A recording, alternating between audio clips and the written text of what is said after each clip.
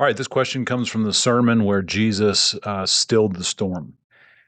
Simple question, a one line question. I'm referencing, I think, an analogy I used. It says, can you explain the parable of the teenager? Now, in the parable, in the narrative of Jesus stilling the storm, Jesus is asleep in the stern of the boat.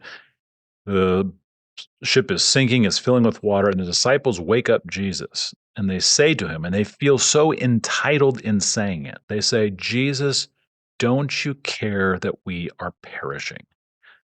Now, the reality is, of course, we know that the disciples are not perishing. Jesus is fully in control. He's always in control. He's never not in control.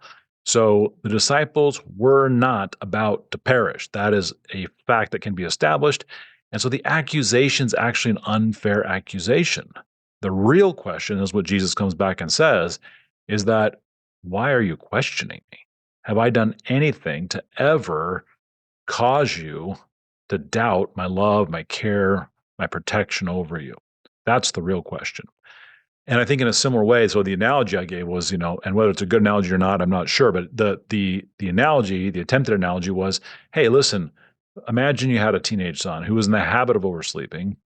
He sets his alarm clock, goes to bed, and says, Mom, Dad, don't wake me up, or make sure to wake me up.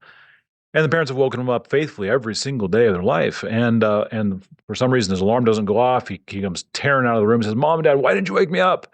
Well, the reality is there's still plenty of time. The parents were going to wake him up at the appropriate time. Why, son, would you ever doubt us? We've woken you up faithfully every single night of our life. And so the real question goes back to the teenage boy. Why don't you trust us? It's not why am I about to be late from the airport? No, you're not going to be. I've never let you down. Why don't you trust us? So that's really the issue, and that's really, I think, how we ought to respond to any trial in our life, any difficulty. When we see a storm, a thing that frightens us, something that makes us question, God, are you in control? God, do you care? If you really cared, you'd be doing this or that.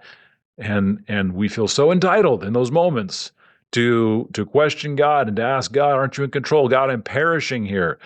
Uh, and I think what this parable does and the intent of the sermon was to turn that question back on us. No, the question is not, does God care? The question is, do we trust? Are we going to trust that even though it doesn't look like it, God is in complete control, has all power, and is always doing good for those he loves? So hopefully that clears up any misconception with that analogy. Thanks for asking the question.